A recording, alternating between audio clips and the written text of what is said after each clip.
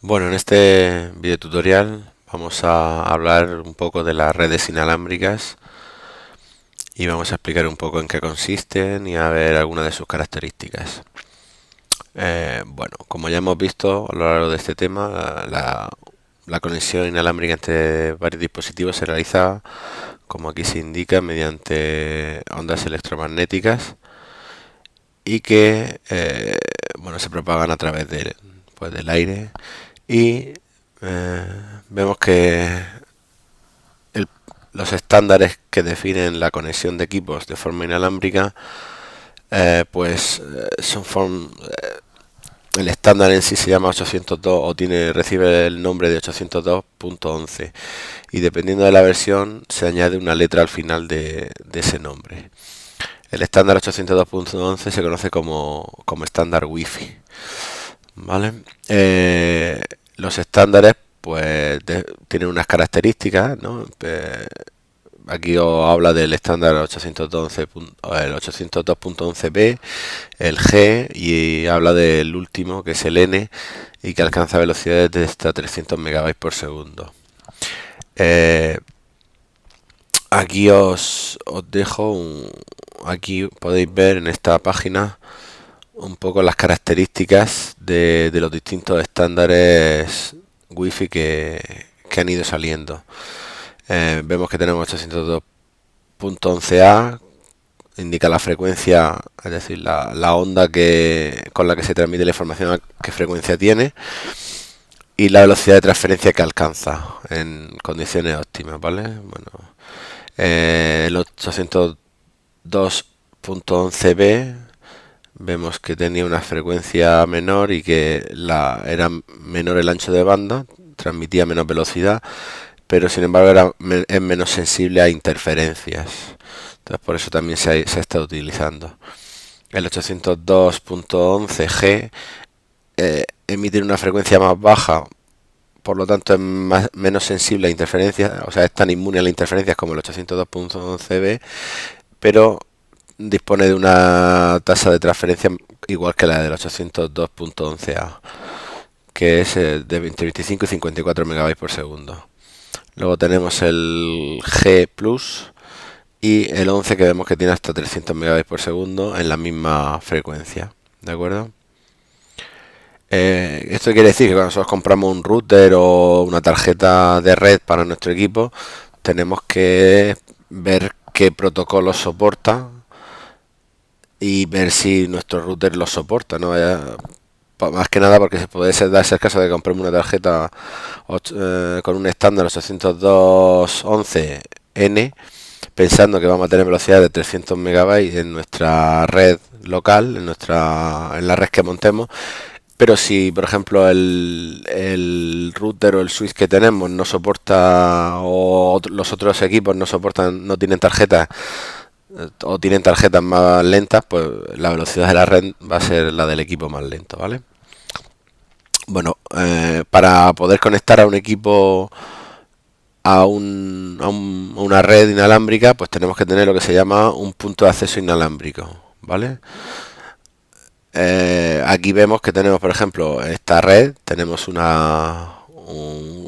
conmutador o switch que tiene una serie de ordenadores conectados, como veis, en estrella. Esto es una topología en estrella.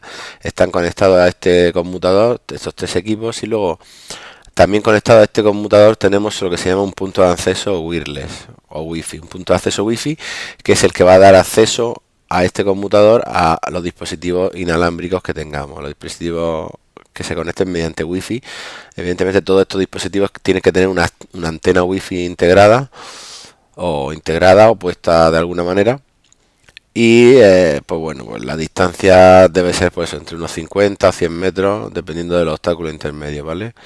Entonces, en muchos casos, este punto de acceso es un aparato separado del conmutador o switch. Y en algunos casos, si nuestro switch integra la antena, este punto de acceso está aquí integrado. Luego aquí tenemos el router, que como ya vimos es el encargado de conectar esta red nuestra local con otra red, en este caso mediante una conexión telefónica con una red con internet normalmente. Si queréis podéis ver este diagrama en el que tenemos un caso parecido al anterior, en el que tenemos un switch que tiene conectado una serie de equipos por cable, una impresora de red también por cable. Esto forma una red en estrella y tiene su punto de acceso igual que este y al que se conectan los dispositivos inalámbricos. Luego tiene nuestro router ADSL en este caso, que nos conecta con internet, ¿no? Como ya os he comentado, estos tres dispositivos, punto de acceso inalámbrico, switch y router, pues puede darse el caso y cada vez se da más de que nuestro proveedor de internet nos lo dé integrados. Es decir, nuestro proveedor de internet nos proporciona un router ADSL con Wi-Fi que dispone de una serie de bocas donde se podemos conectar nuestros dispositivos por cable, y también dispone de una antena Wi-Fi donde podemos conectar nuestro dispositivo inalámbrico, y a su vez también hace de router porque nos conecta a internet. O sea que estos tres dispositivos que aquí veis separados, muchas veces en nuestras casas los tenemos unidos en un solo aparato. También aquí os habla de lo que son las redes híbridas, que como ya vimos, pues son aquellas que tienen conexión por cable y que disponen de puntos de acceso para que accedan dispositivos inalámbricos. Esto evidentemente es una red híbrida. Esto también es una red híbrida porque tenemos dispositivos que acceden por cable y otros que acceden de manera inalámbrica, ¿de acuerdo? Vamos a ver los tipos de... Bueno, comentaros también el tema de... Cuando veáis el símbolo este, a ver, aquí, a ver si me deja, es que no lo he seleccionado, aquí ahora. El símbolo este, Mbps, significa megabytes por segundo. Y como sabéis, pues es la velocidad a la que se transmite la información, los datos. Es decir, los megabytes, pues un megabyte ya sabéis que es 1024 bytes, pues a la velocidad, un megabyte por segundo sería un dispositivo que es capaz de transmitir un mega en un segundo de tiempo. Así de sencillo. Bueno, vamos a ver los tipos de periféricos Wi-Fi. Vemos que cuando hablamos de periféricos Wi-Fi tenemos las tarjetas, las wireless PCI, que son tarjetas que se suelen usar para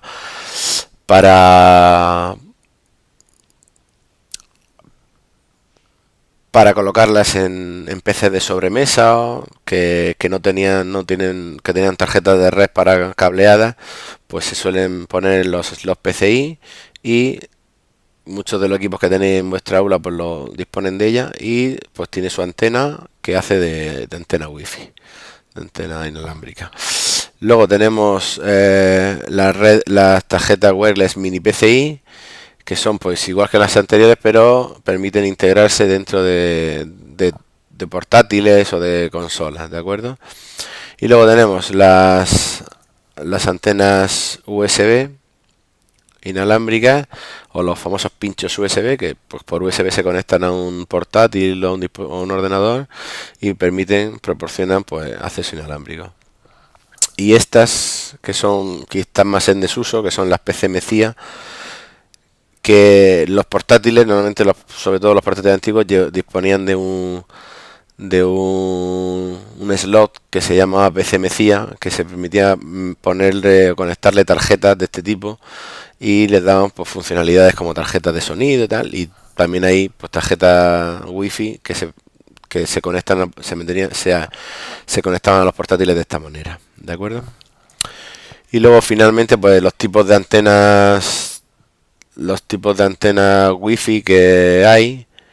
Pues aquí os habla de las antenas omnidireccionales, las direccionales y las sectoriales. Aquí podéis ver en esta página un pequeño resumen en las que nos habla también de las antenas direccionales, omnidireccionales y sectoriales, y podéis ver algún ejemplo. En las direccionales nos distingue entre las de panel, que son estas, que son un panel y que emiten en la dirección en la dirección o sea, perpendiculares al plano que forma este panel. Luego Tenemos también las parabólicas, que son antenas inalámbricas direccionales, ¿de acuerdo?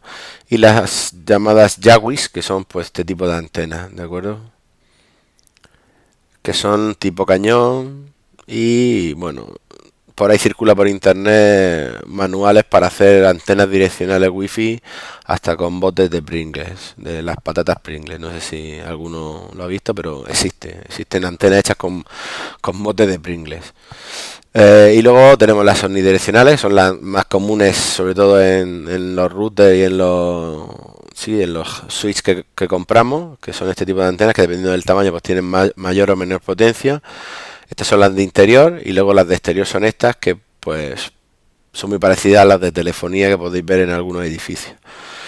Y luego las antenas sectoriales son una mezcla de unidireccionales y direccionales, ¿vale? No tienen tanta potencia como las direccionales ni consiguen repartir tanto las señas como las unidireccionales, pero bueno, son una mezcla, que son estos paneles así. Y bueno, esos son los tipos de antenas, ¿de acuerdo? Y por último, para un poco acabar con el tema de esta pequeña introducción a la red inalámbrica, comentaros esto que son esta parte que son los tipos de contraseña wifi que podemos usar y que cuando veamos más detenidamente cómo configurar un router wifi pues lo veremos.